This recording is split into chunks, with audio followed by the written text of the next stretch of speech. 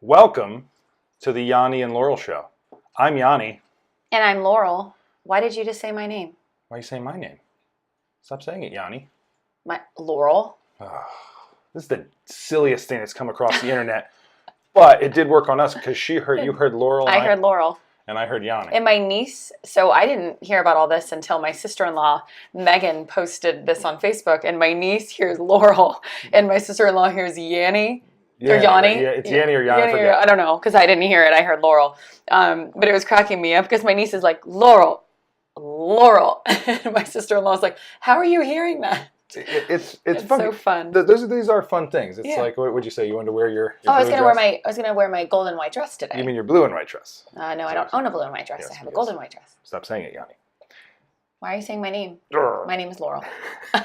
It is so silly, But those things are kind of fun. Because, they are fun. You know what we should use these in our training classes because we so often think that people perceive the same thing, and that is no more proof that when you say something, someone could hear something completely different. Absolutely. The funnest part about the dress and Yanni Laurel is that they're so different. Like Yanni is soft sounds, right? Yanni, right? And Laurel is they're nowhere close. Not like Yanni and Yoni. Right. Oh, I hear that. That would be like, oh, whatever. But they're such different words. So that's very neat. Very, very neat. It's fun. Yeah, it is. Okay, we got a lot packed into this episode. Also, in this episode, we said we were going to do 10 episodes and decide if we were going to continue to do episodes. We have lots of smiles. Kristen said things in other episodes, but we'll wait till the end to say if we're going to continue our show. Yeah. If we're going to sign another contract. It's a big deal. Big deal. Episode 10. Yes. I mean, we have merch. We do. We have shirts. We have shirts, which we'll talk about. It's kind of awesome. Episode 10. I mean, we are displaying our really cool Cristen and Jeff shirts. Yes, I like them. You had these made. But we'll talk about why in a little bit. They're cool. We have some things to go through. The rice water update. Oh, stinky rice water update. I don't know if we're going to be able to continue this. Yeah, listen. In this experiment to show the little girls the effect of positive words and negative words has created a 10-foot radius in the kitchen where it stanks. I think what we're going to have to do is just put like black food coloring in the one where we said hateful words and just be like, oh my gosh. Oh my gosh. Look what happened. Look what happened. Because the rice looks, let me tell you right now, we're going to do, we said we're going to do this. I'll show pictures. The rice looks the same. The stink. There's no can you picture stink? The rice looks like really thick. Ugh. Yeah, it's bad. Gross. But we're sticking with it for. Are we? Yes. We just have to move it outside. I think we need 1 or 2 more weeks. Jeez. We'll see how long it takes first. I want something to happen. I'll make something happen. I really just need instant gratification. Yell at it real loud so that it turns color quick. So we'll keep you updated on rice water. Do not do it on your own until we're done and tell you all the things not to do. And if you live in a small space, we don't encourage you to do this experiment because it stinks. It's true. Another thing is we recently picked up the KW magazine. Very, very good stuff in here, and it's well made. I mean, it is well made. To show you. It's fancy. There's all sorts of nice articles in there. There's stuff for agents, but here, I love stats. You do love stats. I'm not going to go through a ton of them, just like 12 or 13. Okay. Or 10. I'm kidding. Okay, I'll just go through them. But here, they did a snapshot of today's consumers, both buyers and sellers. 85% are buying in the suburbs, small town, rural area. We read that in some other stat as well. It seems like as things move, the city's expensive. The city's really, really expensive. I was just having lunch with Lindsay and a gent from, I forget the name of his mortgage company at the moment, but his name is Christian Best, mortgage guy, and he was saying, we were talking about Northern Liberties, where you love in Philly, and Point Pleasant, and Fishtown even, and they're just expensive. Like, it's a lot of money for a small little place.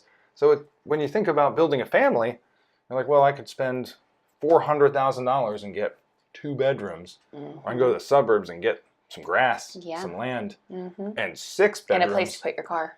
Right. Well, you bring up a point there, too. So I think we're going to see this for a little bit until people in the city, until the community of the city realizes they got to compete with the suburbs. Yeah, the Philadelphia Housing Authority said at the end of 2017 that 2018 would be the year of the suburbs. where Really? millennials are even pushing out of the city into the suburbs to make home purchases.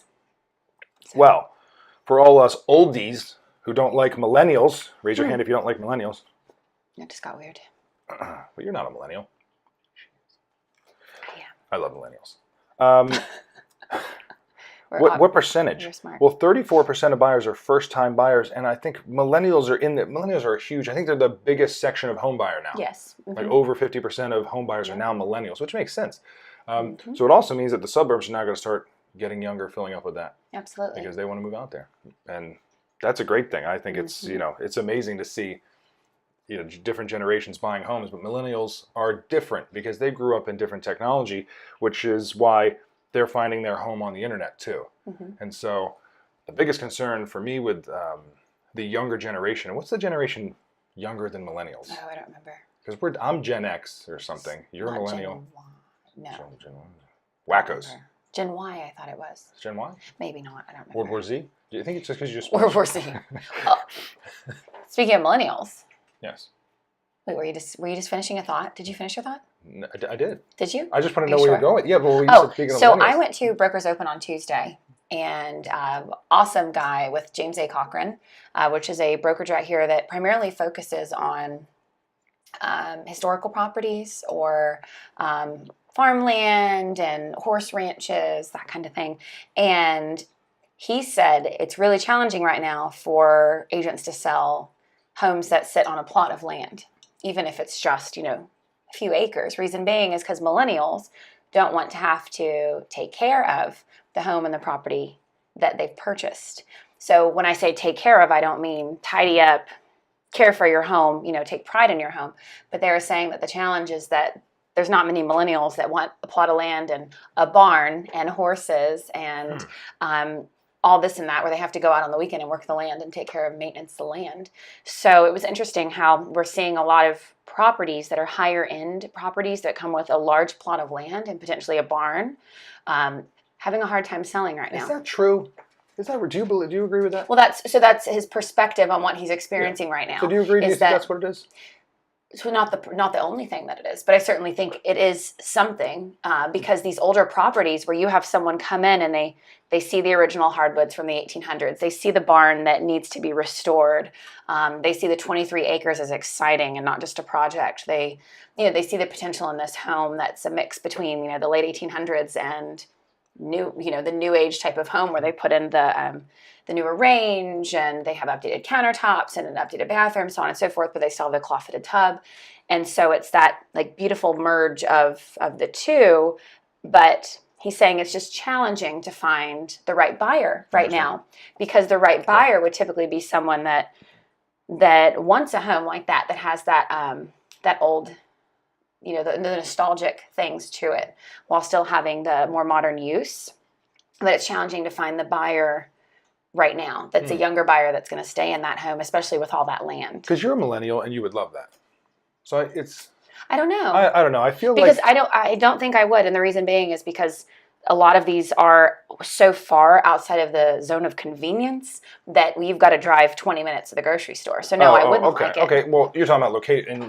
Location as well. But you're talking about plot of land. Plot of land, the maintenance, as well as the home and appreciating that process that it's been through to keep it in mint condition, so to say, as well as the location. So it's a lot. But it's just interesting to hear agents' perspectives that primarily focus on historical properties or properties that are older and in fabulous condition on a plot of land, horse ranches, that kind of thing. So it's really neat hearing those agents' perspective on that. And I have several agents in the office that focus on large plots of land and larger homes, more like luxury type homes. And due to the location as well as the land, it's a lot of maintenance and upkeep. And so the costs are quite a bit higher. So it's challenging. And supposedly the millennial market is not one to focus on for that. I feel like millennials get a bad rap in that sense too often. Well, that they're I lazy. am one, so I feel like I can talk about us. Yeah. I mean, you were obviously the antithesis of what people would say are the negatives of a millennial.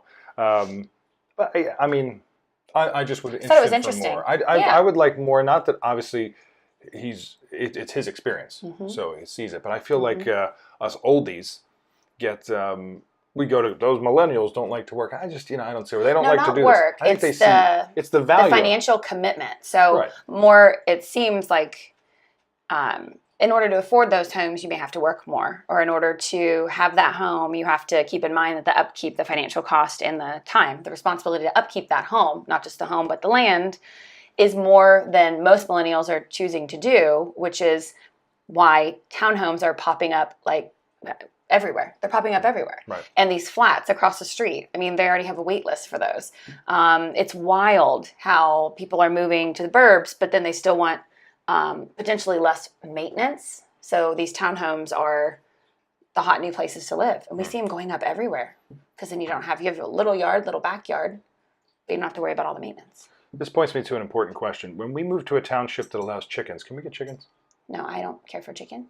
But what if And I care can't for eat their chickens? eggs, so But why do I want them? Well, because I could eat the eggs. Things with beaks scare me. But they're in a cage. They're in a coop. No, they're not. Unless you put 4 doors on it. No, 2 doors. Yeah, 4 doors on it. Then it's a chicken sedan. Chicken coop. I love that. I messed up the joke. That's okay. I would like chickens. Just remember that. Okay. Today, I've announced my chicken desire. It's not happening.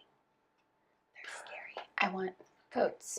The ones that faint. Goats? The ones that faint. I'll take goat. How about you get a goat? For every goat, you got to get a chicken. No, thank you. Okay.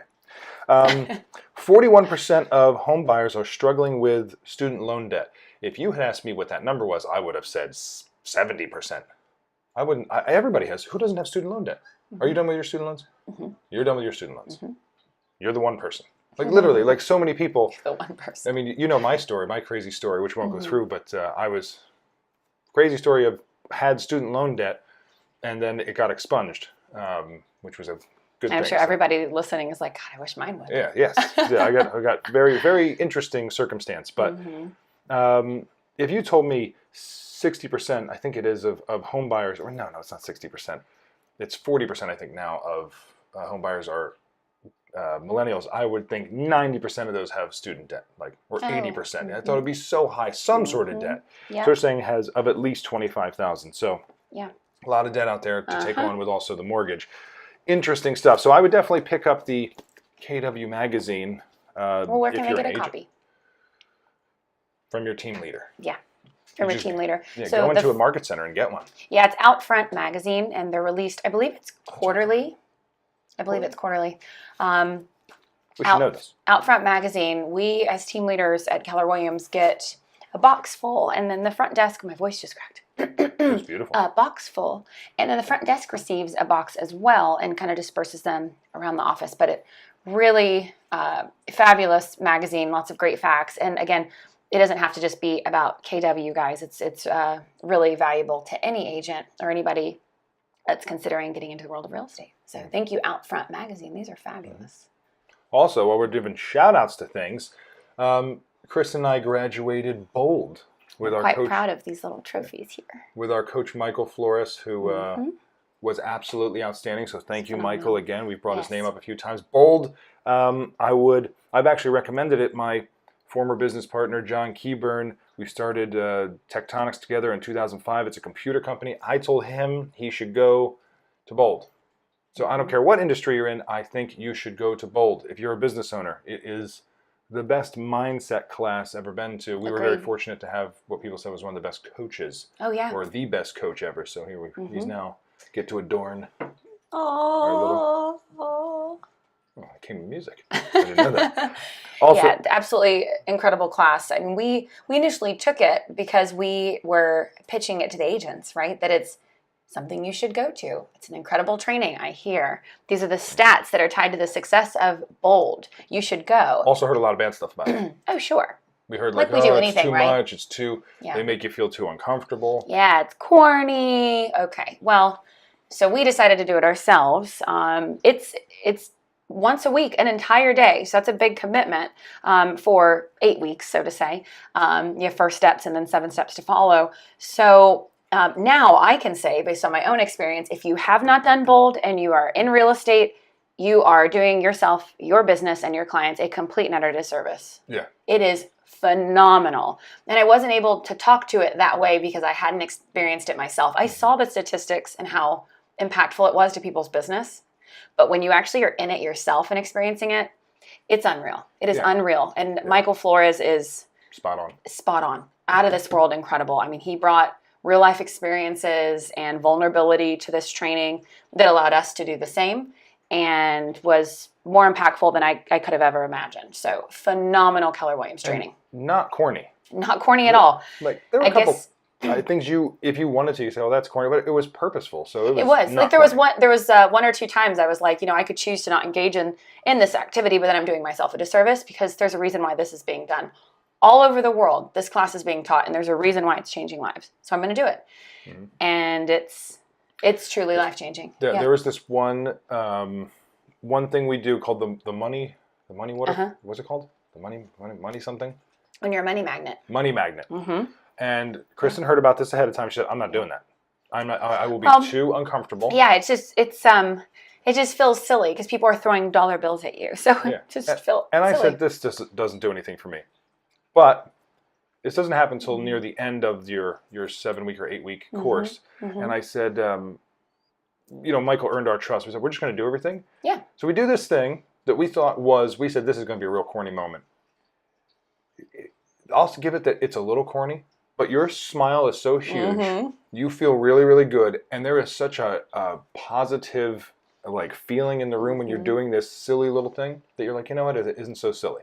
It really isn't so silly. It was incredible. It feels kind of cool. Yeah. So it's just, there's some things in there that people might tell you if they didn't have a good experience or they're just resistant to it.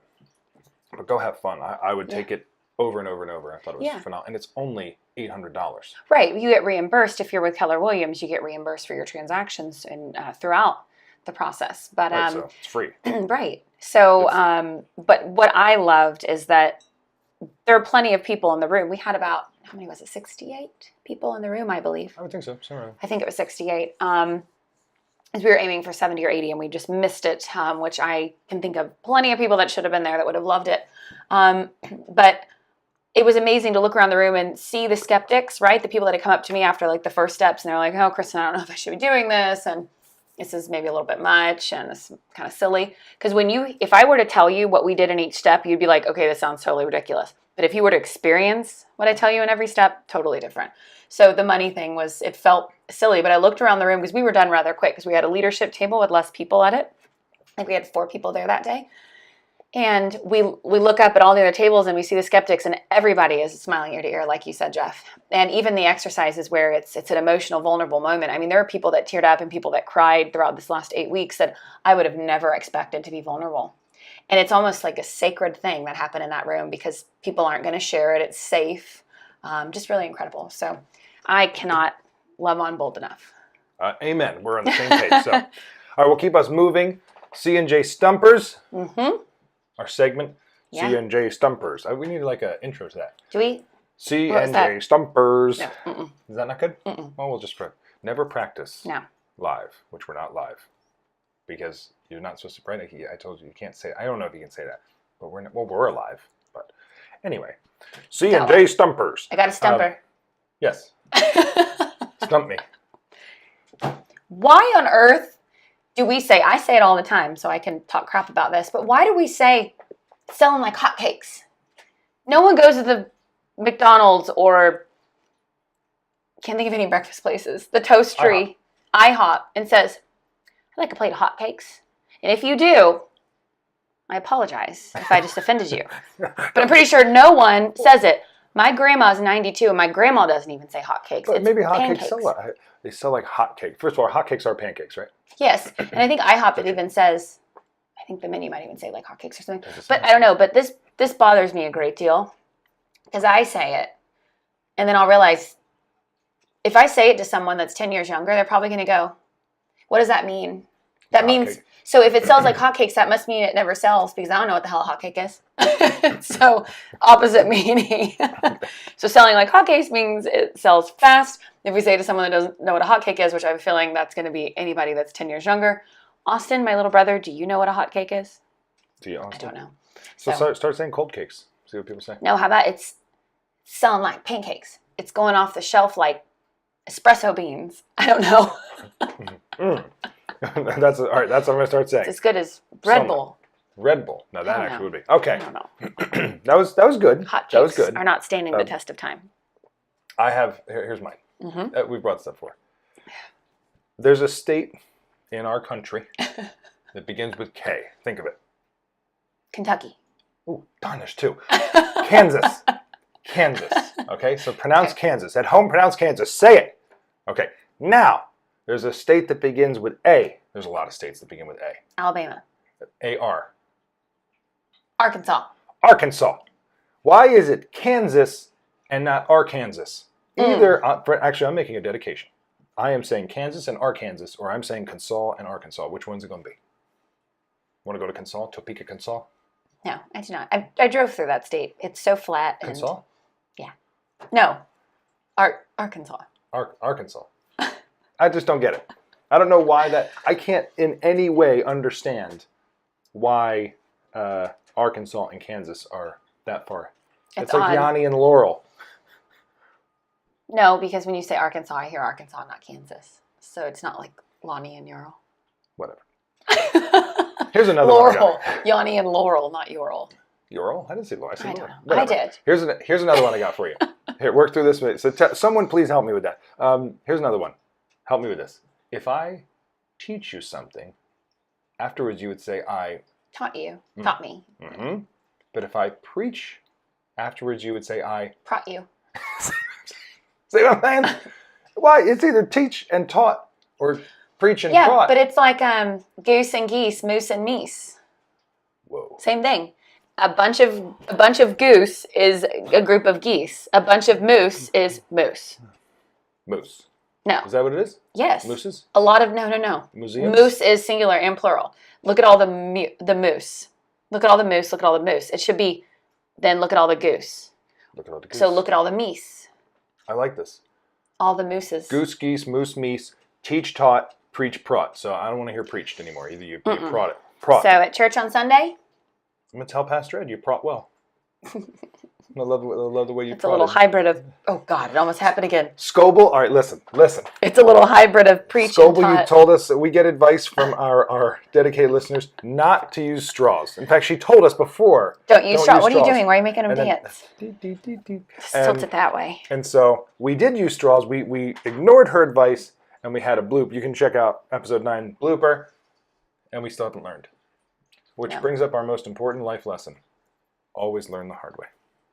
Repeatedly. But I didn't learn because I'm still using a straw, even though I spilled, and I still talk with my hands just as much this time as I did last time. Learn the hardest way possible is what we're saying. Okay. All right, we're moving on from our stumpers. I'm stumped. Me to too. focus subject. Focus subject of the day. Today, episode 10, our 10th episode, is the top 3 traits of highly wealthy people. So this was goes back to other episodes. We could have said highly successful people, and we've been talking about using the word success and the word failure and other words more properly, because if we say failure is a good word, you fail forward, and then when we fail, we go, I failed. Well, we're not using the word right. You can say I lost, or I didn't achieve my goal, or different words. But if fail is a positive word, don't use it negative.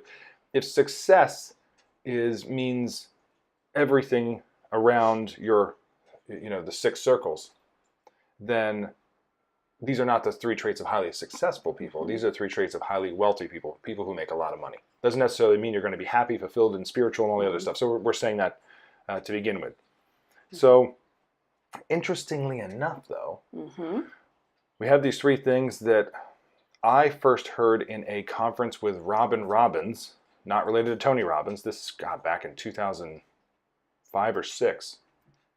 And yesterday we're in a training with Jackie Ellis, phenomenal lady from Boca, West Palm? Yeah, Boca, Florida, right? I think so. Yeah.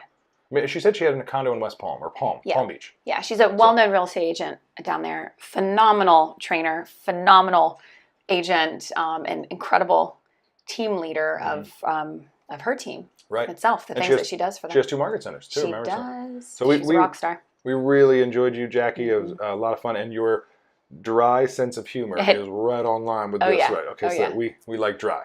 So, So she gave us 3. So we plan our episodes out. We'd already planned this, and she gave us 3 things yesterday. So we said, let's see how they match up. So let's go through this. First, to preface this, saying I want to be a wealthy person. I want to go forth and create a business for myself, and I want to create wealth for myself. What are the 3 traits that would best suit you? Number 1 is a burning desire. You should have a burning desire. We learned about this. It's funny how this is all coming together. In bold, we talked about you should be on fire to do something. And Michael said, when you're on fire, can you tell? When something's on fire, can you tell that it has, there's smoke, there's a smell, and then does it leave a mark? It scorches the ground, right? He said, when you go be on fire, go scorch the ground, right? Go leave your mark. When someone walks by, goes, hey, this was on fire here. This has the same thing too. You should have something in you that's like, I want to go do this. If you are like, this would be nice and I'll put in some effort, when it gets tough, and it always gets tough, you won't have the drive to push through it.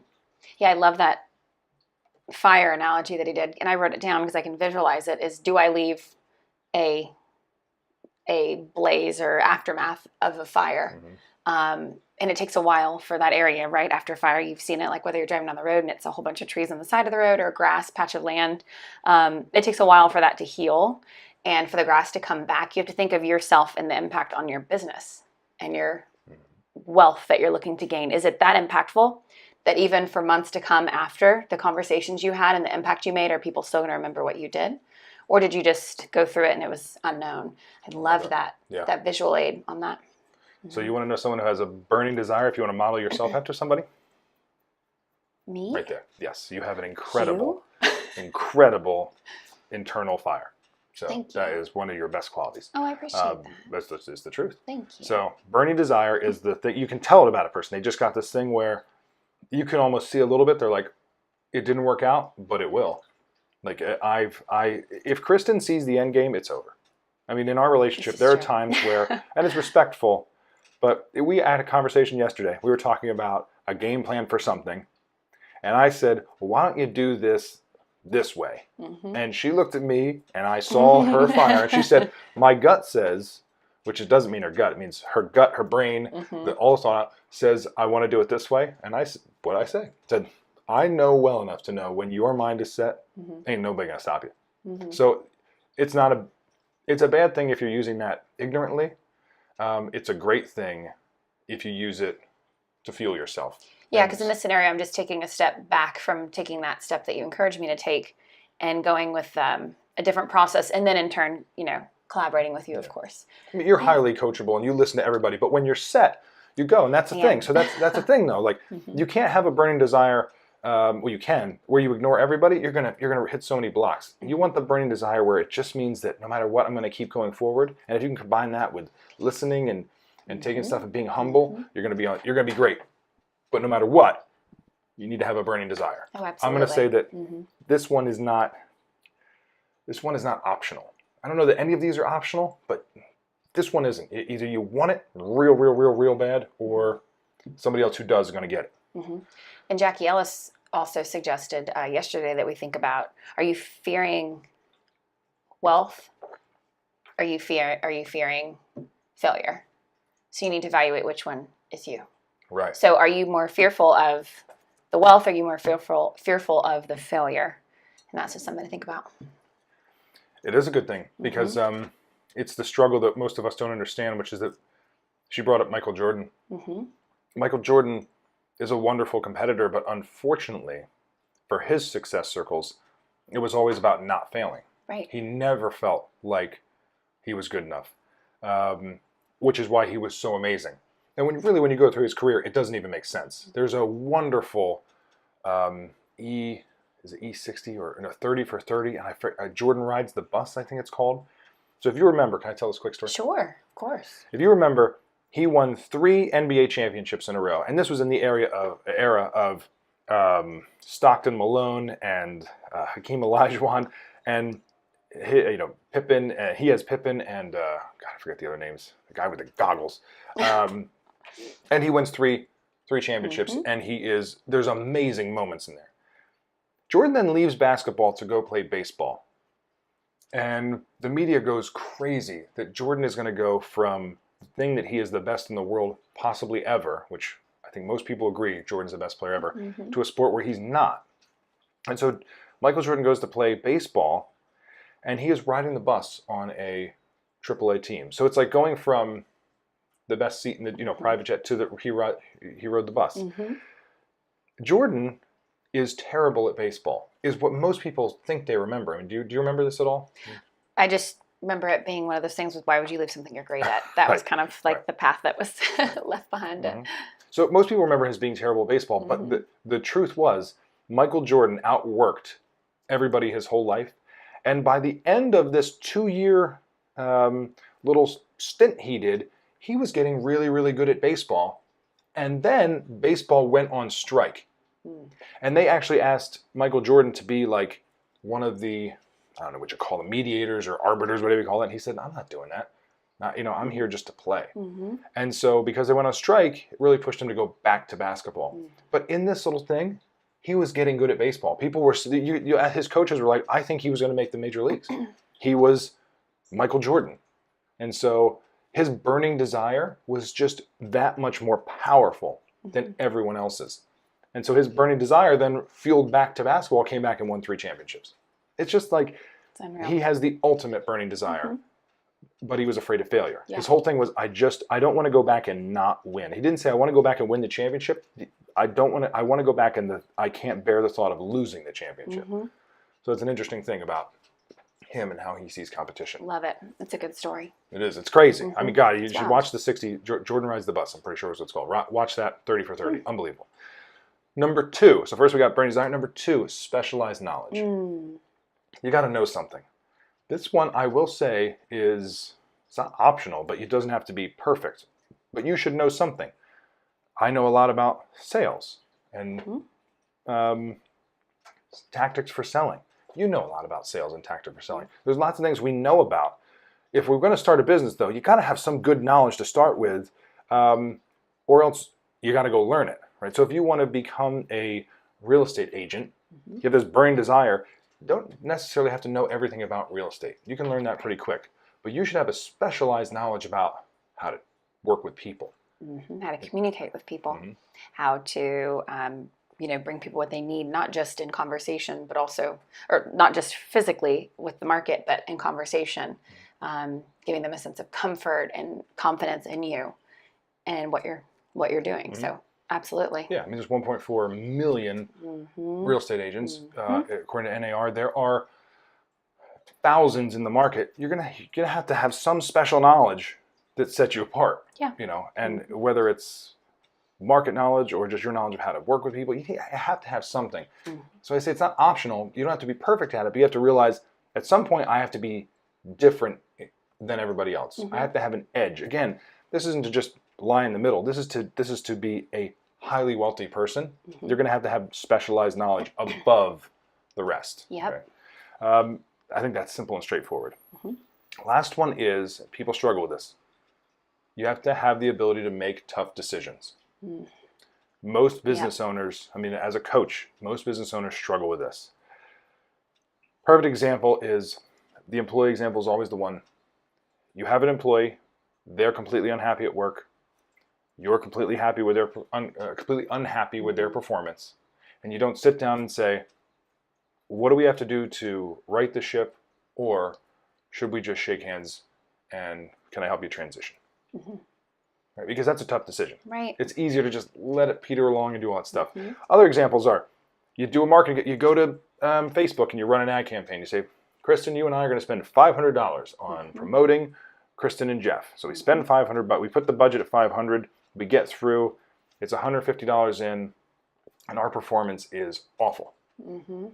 This shouldn't be a tough decision, but the right decision is to stop it. Sure. Red light. Talk about what we're going to do different. So you have to be, if you can't make a tough decision in business, your lack of ability to make them is going to put you out of business. No, absolutely. And that's tough.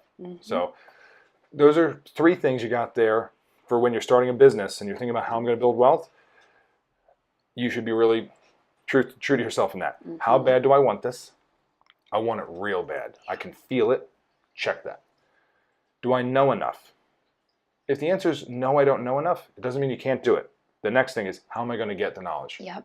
How am I going to get it? How am I And you going to have get to it? have the desire to get it. Because that's not a game breaker. It's just, yes, do I have something special? And if no, how am I going to go get that? You check a way to go get it. You find a way to go get it. Check it off. Check. Am I willing to make the tough decisions? They're all around. The tough decisions are, again, we talked about the counterbalance life. We'll have to talk about that. But it's impossible to satisfy everybody all the time. And you know, we are very, very, very family oriented. I don't like to miss time with Cristen or my family, the girls, anything. However, there are times when I have to look and say, I got to work tonight. I can't be home for dinner. Right? That's a tough decision for me to say I can't be home for dinner. But then I realize that can't be home for dinner tonight is a week vacation 6 months from now, or it's freedom, more freedom later. So those are tough decisions. Right. And you got to be willing to make them. You got to be willing to disappoint some people. Hey, I can't make your birthday party because I got to work. Those are tough decisions. You got to be willing to make them. But so let's go on to, what did we hear from Jackie yesterday? Because it's so wild that she said that too. So there are 3 traits that Jackie said that a room full of CEOs, right? Top leaders, wealthiest people, most successful people. This is what 3 things they had in common. So one person said one of the things they probably all had in common is they had a hard time with work-life balance, right? And that was actually not one of the top 3 things that they had in common. So one of them was being early riser. All right. So they are the first ones up in the morning because that is a sacred time, so to say. That is a protected time that is undisturbed by the world. And so they all found themselves getting up really early, whether it's 5 a.m. or 4 a.m., whatever works for those people. And then they have that time in the morning to either, spiritual time, journaling time, just time with yourself, getting your mindset right, doing something physical and, related to your health and well-being, and then getting your day going. So it's a really important time, is that morning. So getting up early was a big one. Funny you said that too. While she was talking about that, Sky Michaels, I think he just created the 5 a.m.ers club. Oh, did he? Isn't that funny? Huh. So yeah. I love it. I used to get up really early, 4:45 or 5 o'clock to get to a kickboxing class or a spin class or body pump class at the gym. And I loved that when I got home, the rest of the world still wasn't even awake yet. So I felt like I'd had so much done before 7 o'clock even came. And I really missed doing that. So this is a commitment that I was telling Jeff I want to make, is to get back to getting up at 5. Our sleep schedule has been completely off lately, so we need to get that back on track to be able to get the other on track. But it's, as Jackie says, she's a 9 to 5er. She's a 9 to 5er. Which means she goes to sleep at 9 and wakes up at 5, which we all were cracking up about. So we would love to be a little more like Jackie in a sense of getting up at 5 and taking more control of our days. Do you want to do it? Are we hitting the button on the 5 a.m. club? Yeah, not the 9. I think 10 to 5 is fine. I'm good with that. All right, so we 10 to 5 club. Yep, I miss it. Starting when? Monday. Love it. Part of the 5 a.m. club. Obviously not starting Saturday or Sunday. But here's the thing about this. You can't take the weekends off. So Caleb Connect in our office on the Chris and Caleb team, he said that if you're going to do this, you have to do it every day of the week, because the challenge is then you mess yourself up if on Saturdays and Sundays you sleep in. Well, Jackie said, she said, raise your hand that you can do this at home. Right? Raise your hand if you're a night owl. Raise your hand if you are an early riser. I said I was an early riser. She said there is no such thing. It's just your habit. Yeah. There is no such thing as a predilection or whatever you call that to how you wake up. And honestly, who cares if there is? Because it's too much of a limiting belief. Who cares if there's really a scientific thing about some people wake up early? Whatever you choose to do, you will do. And it's that. I mean, I'm a night owl because I choose to be. I like to work at night. See, I don't. But I love the thought of, I've never tried, well, I shouldn't say that. There were many years where I woke up at 5, but I never did it for the purpose of what we're talking about. So I'm looking forward to the 5 a.m. club. We'll let you know. It's empowering. It'll be tough. I mean, I'm sure on next week's on episode 11 and 12 if we move forward past 10.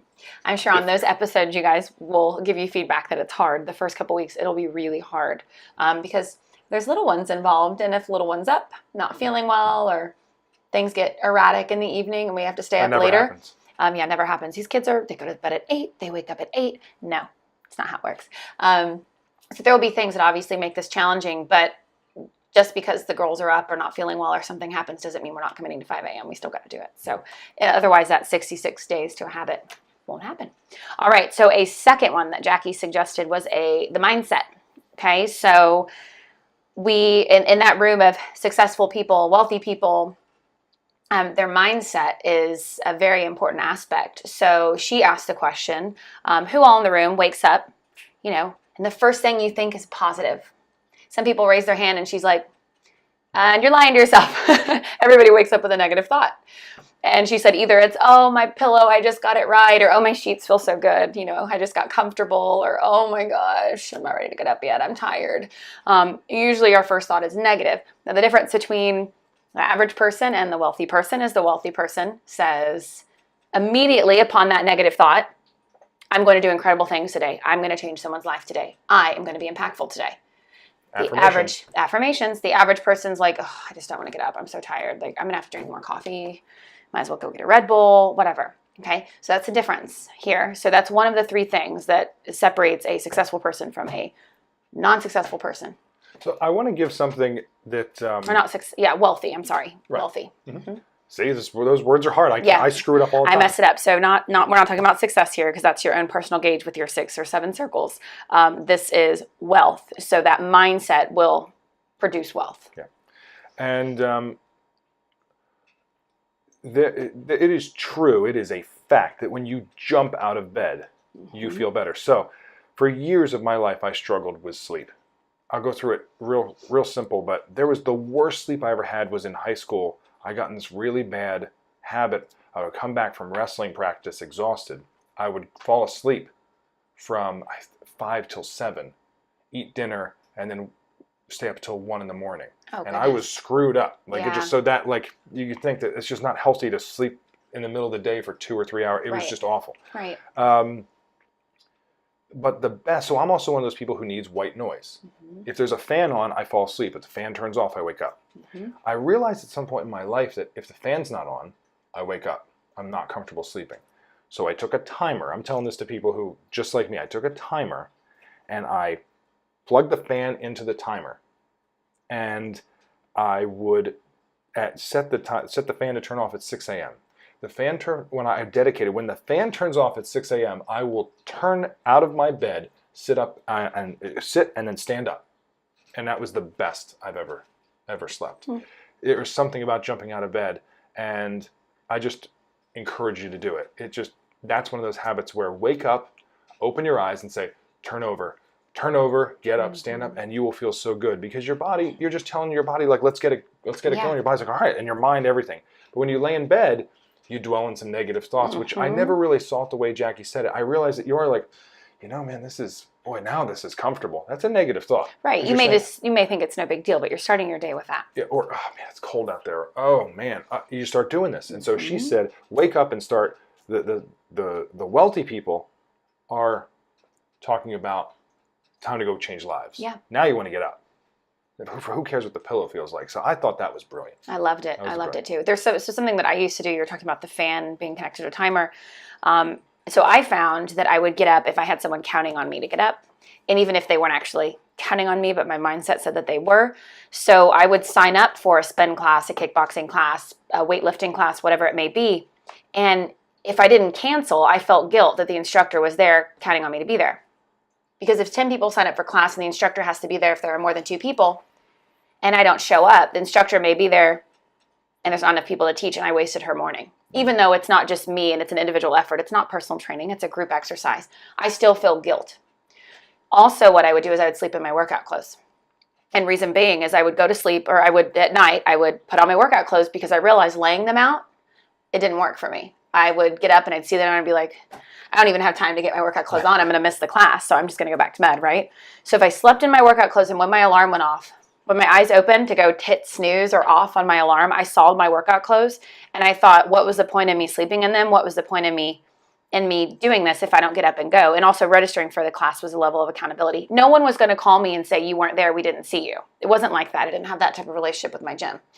It was me on myself of, if I registered and I don't go, then I'm being dishonest to the gym and to the person teaching the class, and I just wasted somebody's time. So sleeping in the workout clothes and registering for a class, not just saying I will go to the gym, made it so easy for me to get up. But if I didn't sleep in my workout clothes, it was pretty much a done deal. So my tennis shoes, I would just leave my tennis shoes and socks by my bed. But workout clothes, everything were on. Ready to wear and go. I loved it. Yeah. Well, you're a rock star, so none of that surprised me. How about the last one? So this one is a tough one that probably a lot of people think that if you're wealthy that you don't have to do things you don't want to do, right? But actually the exact opposite is that the wealthy individuals are the ones that say, I will do the things I don't want to do because you have to do them. And you know that they need to be done. So that is another trait is I know myself. There are days where I'm like, I don't want to do this task. But I also know what separates me from the rest is that I choose to do that task anyways. And I actively decide that I have to do this task in order to do the other things I enjoy doing or to build wealth, so to say. And so doing things that you don't want to do is something that this group of highly wealthy individuals agreed was key to separate you from the rest. This is one of those things that lines up between the two, the tough decision. This is a tough decision. Mm-hmm. For, we're in the real estate world. Real estate agents out there, what's the thing you hate the most? You hate lead genning. Mm-hmm. You hate getting new customers. Yeah. The most wealthy people. I don't think they hate getting new customers. No, they hate the work. They hate the work that it takes to get the new customer. But I bet when you guys get that new customer, there's no better feeling than going, oh my God, they chose me. Right. They want to work with me. But getting them to want to work with you, that's hard. Selling yourself is exhausting, and it is a lot of work. Right. That's why the 80-20 rule is even more extrapolated here. Mm-hmm. 93% of homes sold by 7% of realtors. Mm-hmm. Duh. I mean, it's obvious. The problem is they don't make the tough decision to do the hard work and to make a priority out of the hard work. Right. Right. The work that they don't enjoy, the things they don't want to do. Mm-hmm. It's just obvious. It's obvious. The success is always in the thing that everybody else won't do. Absolutely. Right? So, Jackie Ellis, thank you for those. Those were phenomenal. Yeah, she was incredible, and I know what she's thinking right now as well. It wasn't me; it was the material. But you delivered the material in a way that was relatable, impactful, and truly life changing. Just like Michael Flores with Bold. Yeah. These coaches are so humble and won't take credit for the impact that they have on people, but I really hope that they do, even if it's in a private moment listening to this podcast. You all are phenomenal. We've been to a lot of trainings.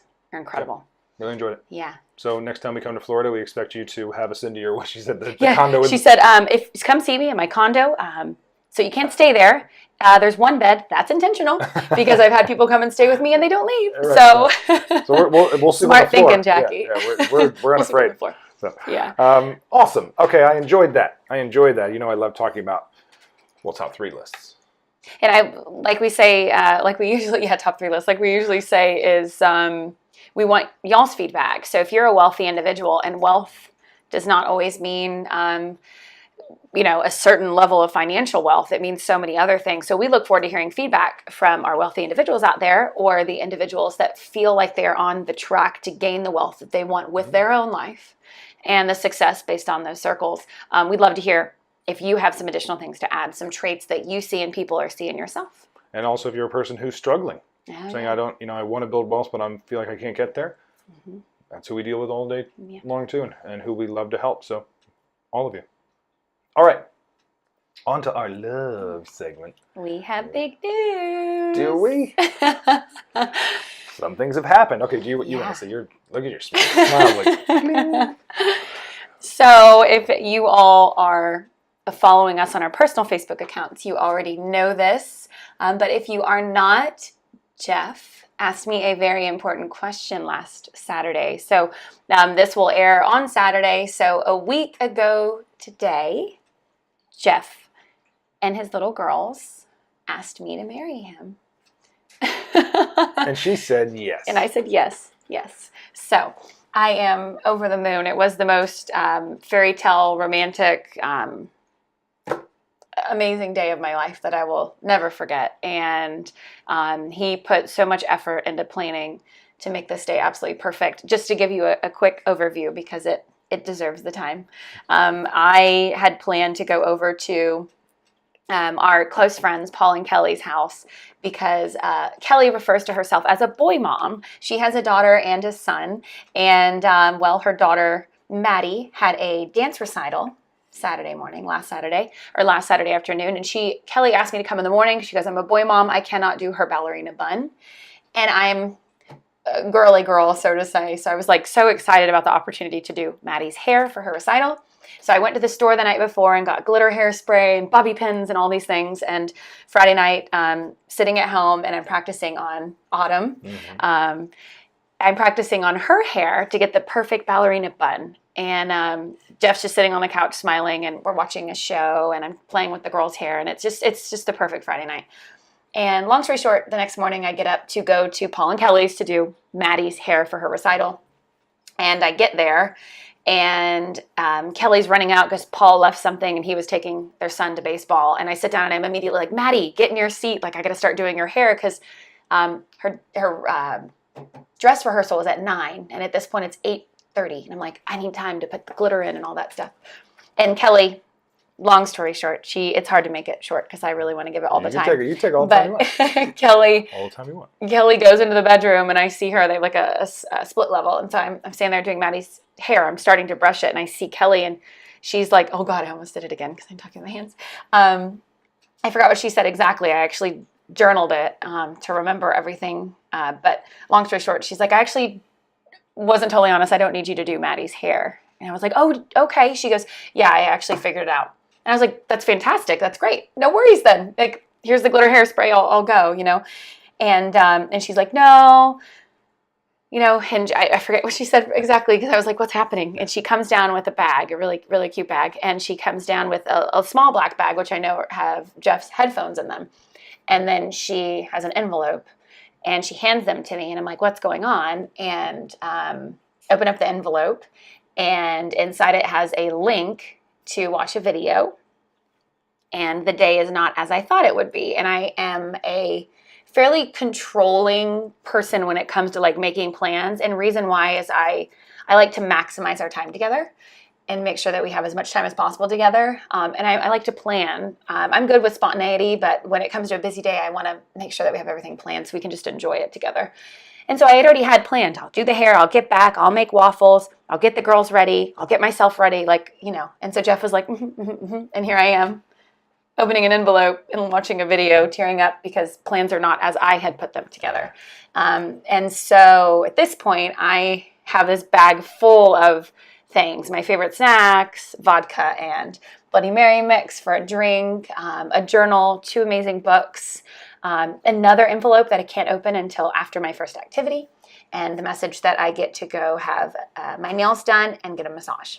So, but first stop at Starbucks because he put a Starbucks gift card in there. So I went about that. And then there was another note, right, that I got to open after the spa day, which was magical. The place, I'm not going to say it right, but Curie in Wayne. Shout out to that place. The people there are amazing. I came in all like, I don't know what's happening, because I knew none of this day was happening. And they were the sweetest people in the world, and they were so happy for me in this day, and they wanted to be a part of it.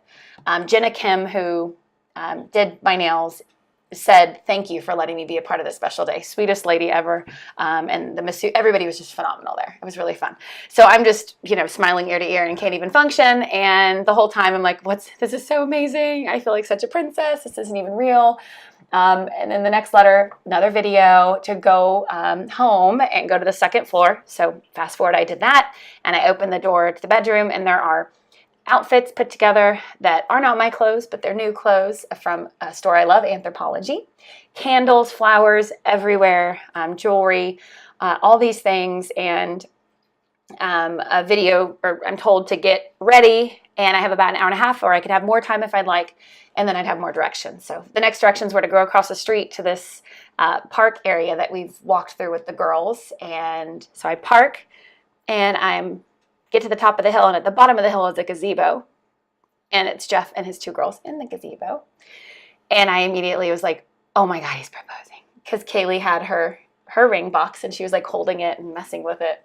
And of course, Autumn, who's 7, is standing all perfect with the box behind her back. And at that point, I was just like a complete mess. I couldn't even walk. I think I was nervous, giggling nonstop. And so each of the girls gave me a ring and Jeff gave me a ring. And it was just the most incredible moment of my life. Yes. So I have show the people. Show the users. Show the users. So Kaylee would say that the big one is from her. She's like, that one's from me. She's 3 and she's the sweetest thing in the whole world. So Kaylee and Autumn each gave me a band, and then Jeff gave me a band. And they're stunning. And the meaning behind them is the most special thing. I could have never imagined this, and the way that it was done is just...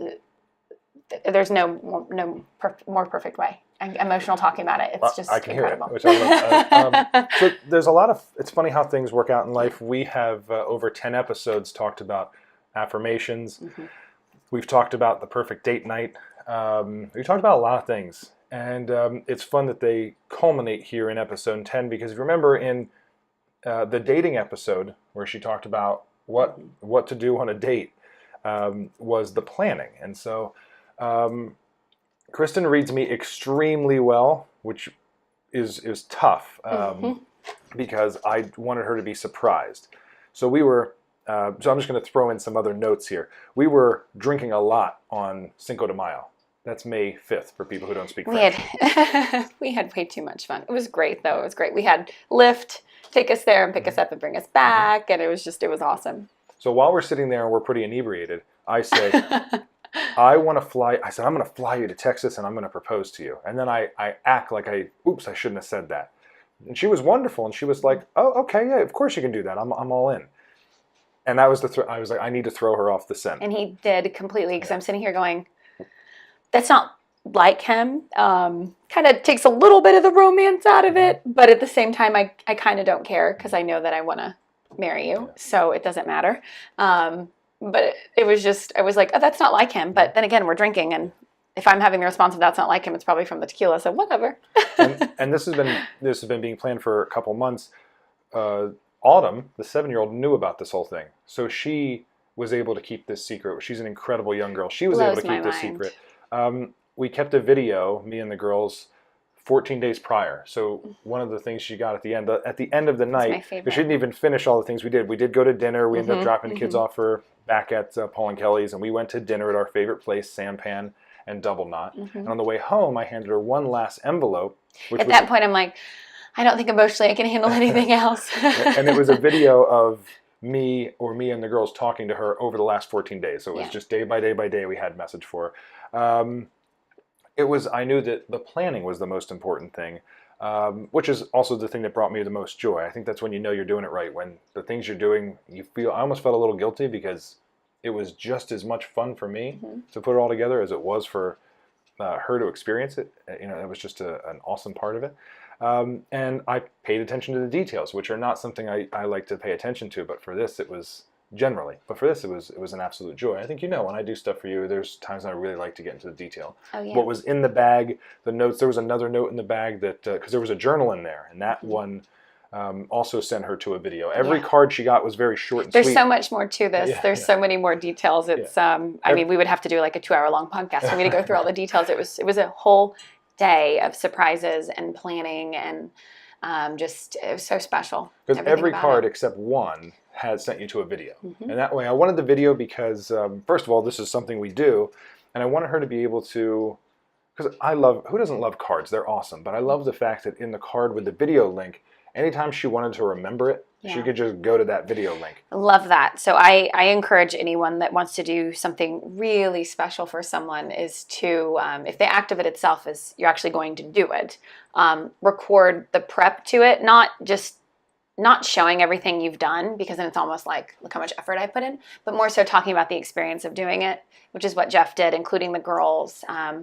One of them was on Cinco de Mayo, where I'm sitting at the bar and you leave to go to the bathroom, and he records one of these videos in the bathroom Because I just did what I said. I just said, I want to propose to you In Dallas, June 9th. yeah. And I'm not that I mean, we were drinking, but that was so intentional. And so I went to the bathroom to talk about it.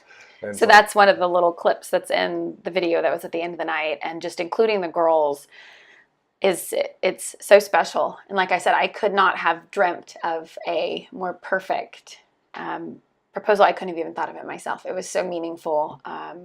It's unreal. Well, I mean, It's unreal. So I guess to wrap this up, number one, we're celebrating this. I'm celebrating a life with the most incredible person.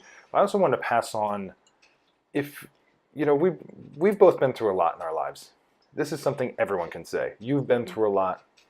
We've been through a lot. This is a whole segment I want to dive deeper into, which is none of us have the same experience, but truly all of us know what we feel like. And we tend to try to compare.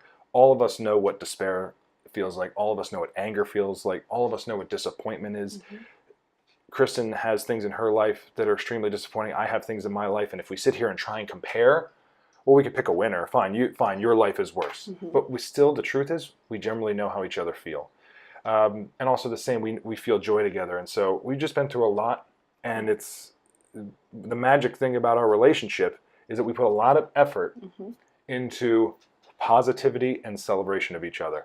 And that changes your life when you focus on that stuff. And so engagements can go down the wrong path in some sense. They can be about what other people think. They can be about the material.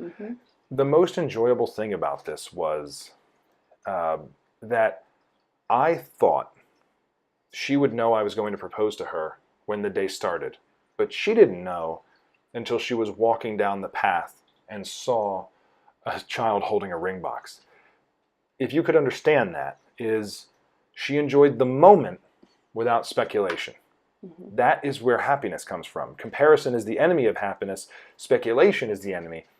It was obvious in every way that she was getting proposed to, but she didn't even worry about it. She just enjoyed the massage. Then she enjoyed the mani-pedi. Then you enjoyed the massage. Then you enjoyed putting on the outfits. You enjoyed the personal time getting together. You enjoyed the flowers. You enjoyed the video. And then you got to the gazebo. And let me tell you, she was shaking like it was like, I thought she was going to pass out. I thought I was going to as well, because I was holding her hand, and it was like... And I think it's because I told myself that he was proposing in June, and our 1 year anniversary. We just had our 1 year anniversary, so or the 1 year mark from when we first met. And so I told myself mentally I would prepare for that. Like, oh, he's going to do it in Texas. On the way there, I'll be like, oh, at any point he's going to propose, and I'll be emotionally prepared. But in this scenario, I wasn't. And so my natural reaction, I think I was just like shaking profusely and like overwhelmed. I just wanted to like hold the girls and hug Jeff because of everything he did for me throughout the day. I just wanted to hug him and thank him and say, you don't need to do anything else. And so when I finally got to see you guys, I just wanted to embrace you for everything that you had done. And so I was just a shaking mess. It's crazy how the body responds when we're, Autumn was like, why is your hand like that? Is it still shaking? I mean, everything was. It was magical. It was unreal. So I'm going to give some unsolicited advice to any users out there. But I think this is worth passing on. I'm just going to mark it as truth. Whatever experience you want to give to each other during your engagement, I think there's two things. It should bring both of you joy. The engagement isn't about the man or the woman. It's about you together. It should bring both of you joy doing it. And if you wouldn't be happy, either of you, man, woman, whoever it is, partnership, whatever it is, if you wouldn't be happy if the person was in a green field with nothing around you and no ring, just their dedication, if that isn't enough to make you happy, then you don't get engaged yet. You're not there yet. Right. You're not where you're supposed to be. I'll tell you one thing I love knowing. I love knowing that if I walked Cristen out to a green field in the middle of nowhere and said, I brought you here to propose to you with nothing around us because the only thing that matters is you and I. I have no ring. I have no ceremony. Just my dedication to you for the rest of my life. She would have said that was the greatest moment. There is something powerful in knowing that about each other. If the ring matters, if the ceremony matters, if the friends matter, if showing it off, if all, you're getting far away from what a union is, and you can take it from two people who've been through lots of stuff.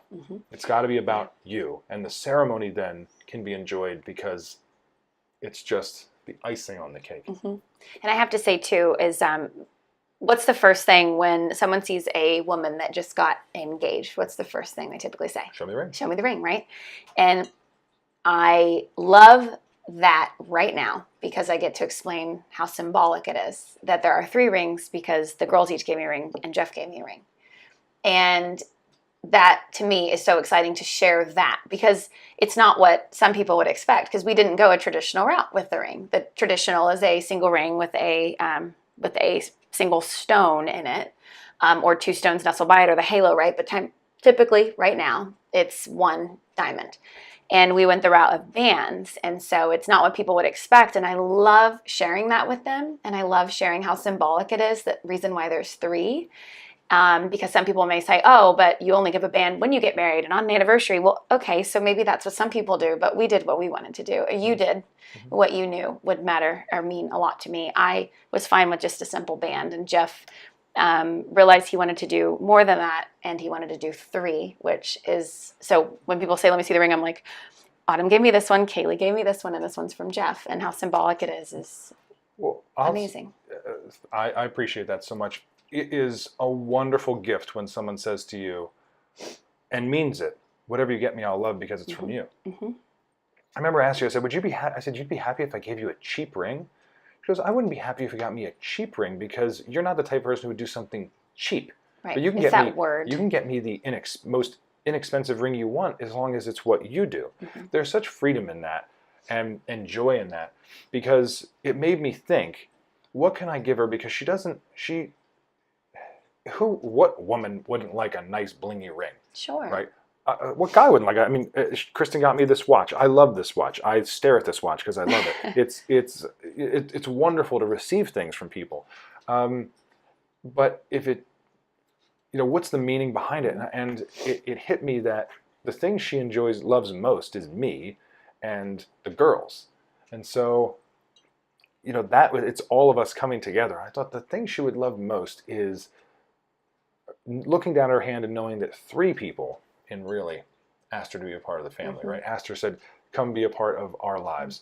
And it was, as our last thing, one of the best parts of the day was when I got down on one knee and said, will you marry me? First of all, she was literally shaking at that point. It was unbelievable. And I had been crying all day because of everything he was doing for me. I was so overwhelmed by that and just wanting to come. I think I texted you like 3 different times. Can I come just hug you and kiss you and tell you I love you or whatever it was? Because I was just so overwhelmed for how gracious you were being and how thoughtful everything was. And then I get to that point and my body was like, I just can't.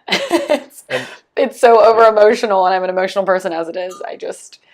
Yeah. And if you see the red dress she's wearing, you can see how I almost fainted because you looked unbelievable. Well, he got it. So thank you, Anthropology, and thank you, Jeff. Well, you're welcome. Thank you, Thank you, God. That was the most incredible. I almost fainted when I saw you. But I got down on one knee and I said, will you marry me? And then you could tell at some point because she's like, why? She can't figure out why. All of a sudden, I pulled out a ring box's ring, and I said, you have 3 rings, one from each of us. I didn't understand. I thought maybe he was going to say I could choose one, like one of the bands. I don't know. It wasn't registering. You could tell she was like, I don't know what's going on. And so we put the ring on, and then Autumn was the last person to put the ring on. And your face during that, it had all the meaning that I knew you'd want, and it was so great. So look, I teared up. So I'm glad we want to share that with you because there's so much we want to talk about and things we've learned, and this isn't. Look, you should celebrate love. You should always celebrate it. And it's not bragging when you celebrate it. It feels good. And if you're listening to this, I hope you feel good too. And we just want to talk about the things we've learned from experiencing all sorts of stuff. Yeah. And how good it feels when, you learn how to receive and create joy. It's not always easy. There's been a lot of years where we struggle with stuff. So we're celebrating this also because we want you guys to know you can do it too. You can be the happiest you've ever been. And it really has nothing to do with who's around you to begin with. It has to do with first what's in you and what you're going to take in, what you're going to sponge in, and what you're going to squeeze out, and what you're going to not pay attention to. And we're learning every day, but we feel blessed because two people who give to each other a whole lot more than we take, and we do it in such a good sync that it's a lifetime together now, and that's something to be celebrated. So, and I have to add as well that he had the rings engraved, which is incredibly special. So there's a few times I've taken them off just to look at the engraving that you had done. So thank you for that. It's incredible, and it's fun, but at the same time, it's so special that I don't, like I said before, I don't need anything else, and so now I feel the same way. I don't need anything else. It's the best feeling in the world. So we want that for everybody. Mm-hmm. Well, I'm going to go put on 40 pounds and tell you again. I don't know how to end this one. We're extremely happy. I will tell you this. We were going to continue the Cristen and Jeff show. We have no reason to stop. We don't. We have 1,000 reasons to keep going. We've enjoyed this so much. Here's what we'd love. If you have a wonderful engagement story or know of one, I'd love tell to it to us. We want to hear it. We want to celebrate it. Even just a story of love, marriage. Oh my goodness. Recently, we've heard of so many people celebrating marriage. Mark Giosa, 27 years together, 19 years of marriage, I believe. That's so beautiful. Yep. The lady that was doing my nails at the nail place, October 23rd, she was 13 years, I believe. So it's so special to celebrate love, and even if it's a new love or an established love, like lots of children, whatever it may be, we want to celebrate you guys. So please share it with us. So, episode 10's in the wrap. Lots of things have come together, and we're going to keep going. So, we are. And to celebrate the engagement, Jeff and I are going to almost die tomorrow. We're doing the Tough Mudder in Coatesville. So we'll have to let you guys know how if we don't make it, there's no episode 11. But if we do, I'm so glad he proposed before the Tough Mudder, because we're committing our love to each other before we potentially die. So, so here's to many more episodes. Here's to love. And we love that you enjoy the Cristen and Jeff show. And we'll see you next week. See you next week.